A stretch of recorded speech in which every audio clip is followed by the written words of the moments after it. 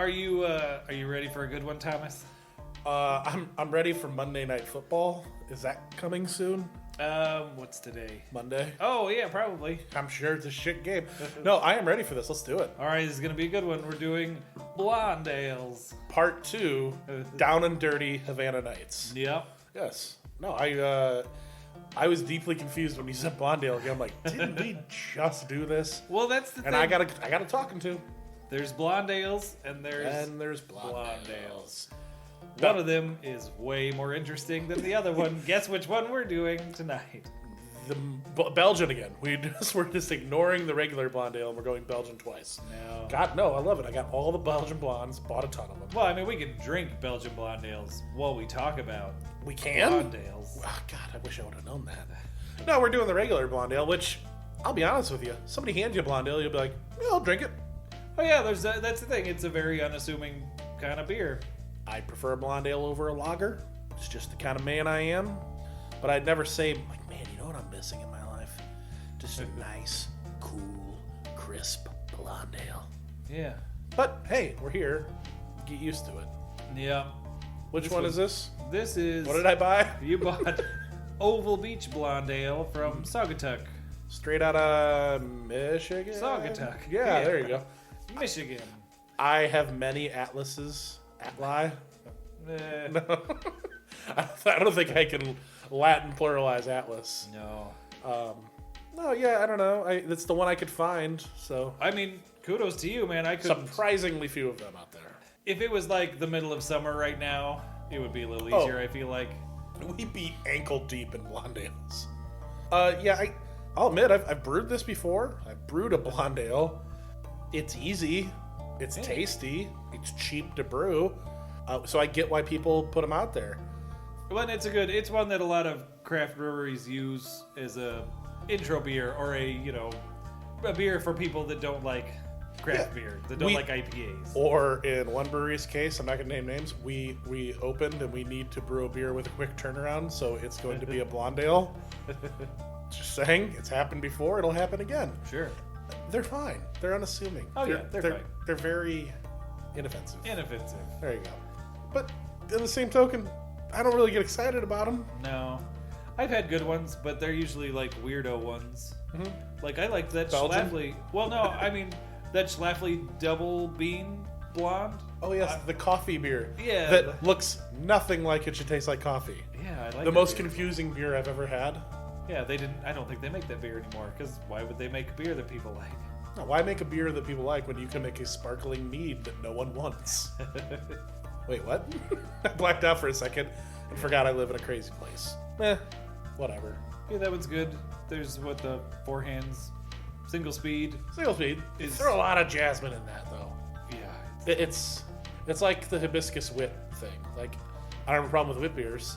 I just have a problem with, like, you go 1 milligram too much with hibiscus, and it's undrinkable to me. So, that's just me. This one is not great.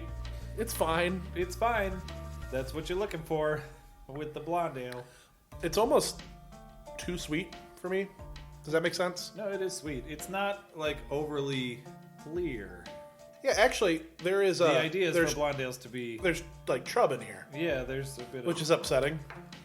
It's good for you, full of B12. Yeah. But I don't really... I'm not saying it shouldn't be crystal clear like a lager, though. Let's make sure that's straight. I don't know. The guide said, like, clear to brilliant. You disagree? I'm not saying I disagree. You defy the beer judge certification program? I don't want to invoke the wrath of the BJCP gods, but I will say, in my view, I should it be clear? Yes. Should it be like looking through a pane of glass like a Budweiser is? Yeah. I don't think so. Should be more like a pale ale. You should be able to read most words of a page through a glass, whereas Budweiser is basically like a magnifying glass, so it's fine. But this one's not my favorite. Now I'm just really glad I have 5 more of these in the fridge. These are ones you save for company. Ooh, this company code word for a holiday party, and hopefully somebody doesn't know any better. Yes. Well, I'm in already. It's either that or you're gonna have to bust open that 5-liter wine bottle. Hey, look, I found out that it can be known as a. This is help me out here. That style of bottle is kind of like a what is it? Like a Burgundy bottle? Is that a Burgundy bottle? Yeah, like a style? Yeah, something like that. It's known as a Burgundy Rehoboam or a Rehoboam. And I just enjoy that all these large format wine bottles They have are amazing names. They're all named after like Old Testament bullshit. I know, it's fucked It's up. great. And the Methuselahs begot the Jeroboams, begot the Rehoboams, begot the Nebelzebubs, begot the Nebuchadnezzars. Nebuchadnezzar, Solomon. Ooh, the Solomon. You know how big a Solomon bottle is? It's half as big as something else. Is it? Solomon jokes. It's pretty good. Thank you. It's an 18 liter. Ooh. An 18 liter. That is far bigger than mine. What is the largest one on there? It's got to be like a Nebuchadnezzar or something, right? No, the Solomon is Nebuchadnezzar's a 15 liter. Isn't there one called the Midas? I I think there's one called the Midas, which is like 40 fucking bottles. think there is too, but it's not on this thing that I pulled up just That's now. what I want. I want a bottle as big as I am. I need a. Do you know how many liters you are? That's weird. Wait, you don't? That's my goal in life is to be liquefied and put into a large format bottle and poured by a bunch of Oompa Loompas. Those exist, right? I think Oompa so. Loompa? Yeah, okay, good. Movies have never lied to me. It's all been truth. All movies are documentaries. This is no. Yes, I don't know what to say about a blonde. If you want to make a really good homebrew beer out of a blonde ale, a Centennial blonde, about as simple as you can get. Yeah. Relatively low grain bill, simple yeast that's very clean. Centennial hops are pretty cheap and they taste good. Can come in between 4 and 5%. You can turn it around as little as 3 weeks. It is about as simple of a beer as you can make, and I've done it before for people. My old landlord, weirdly, he asked me, he's like, "You homebrew, right?" And I was like, "Yeah." He goes, "Well, I got my daughter's first birthday in like 5 weeks." I was like, limits my options, but here we go. Yeah, made a Centennial Blonde. It was 4%. It was good. It's great. It's a nice, if you want to drink a lot of beer, that's a good recipe. Sure. And it's easy, and it's relatively hard to screw up. So, which is surprising for a beer that is as simple as this. Yeah, that's what I was gonna say. Yeah, for something that clean and basic. Can't usually hide those are. Yeah, you can't hide your crimes, but there's not many things you can fuck up on it. Yeah. Well, that's good. Yeah. That makes sense why it's such a popular beer for craft brewers. Yeah. Brew it fast. Get Yeah. one of those fast super yeasts, fermented in and out in like 18 hours. So, you got any questions for me on blonde ales? I do, because I talked Because about. I have zero answers. Well, I talked about hot break and cold break, Oh yeah. just because, there's only so much you can talk about in blonde ales, so you got to find other shit to talk about, and that seemed like a good one to mention it because they're supposed to be clearer styles of beer. Yeah. And I'm usually the cold break and hot break fuck me up because you were saying this before we started recording. Break makes you think of like an action, like take a break, right? yeah, it makes me think it's a thing that you do. Yeah. The way I think about it is if you ever made like a sauce, like you're cooking, you make a sauce and the sauce breaks. Like you heat it too much. It's like say it's like a butter sauce and the butter breaks and it basically comes like one part like just kind of, I don't know, not to say lumpy, but thick, and then the other part's really like if an oil slick. Sure. When a sauce breaks. So that's what it means, kind of a break, meaning a separation of two pieces, rather than like you should go on sabbatical for a while this is brewing. Yeah.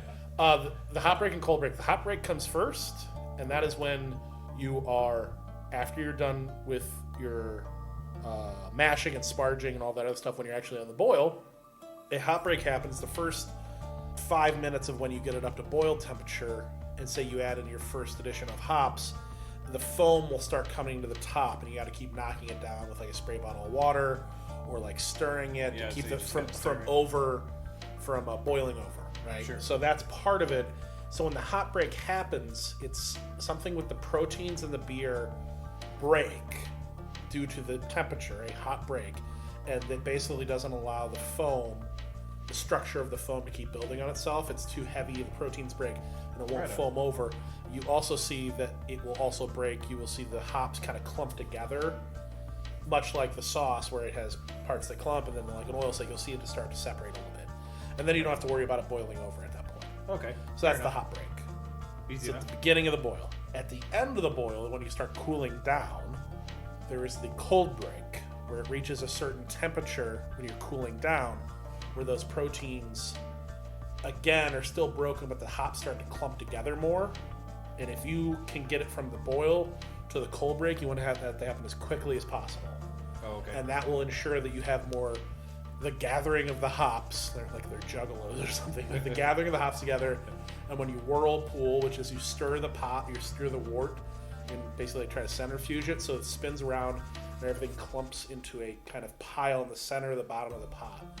All these things are part of trying to get the beer more clear, so you don't have to deal with the trub and the haziness later. So the cold break is you got to get down to a certain point where that sort of clumping action starts to occur. It's something like maybe right below 100, like 80 or 90 degrees. Something like that. It could be hazy, but that's generally what the two principles are. So you want to go from hot break to cold break as fast as possible, you're saying? Well, you want to go from the end of the boil to the cold break. Sure, yeah. And how do you do that faster? How do you speed that up? Equipment. Yeah. So if you're just starting out home brewery, you may have I'm done with the boil. I'll turn it off and I'll let it cool down just naturally through the air, hitting the side of the pot and cooling down. That will take a very long time. Sure. Right. Great. You can do that. The other thing is you can put it in your sink with a bunch of ice water, cool the outside of the pot, it cools it down faster. Great. Is that when you use a wort chiller? Is that exactly? That's the best your other method. option? And there are various types of wort chillers. So the homebrew one that most people have is one end. It's basically a giant coiled copper. Yeah. With a hose intake on one end and a hose output on the other. And essentially you attach that to a faucet or a hose.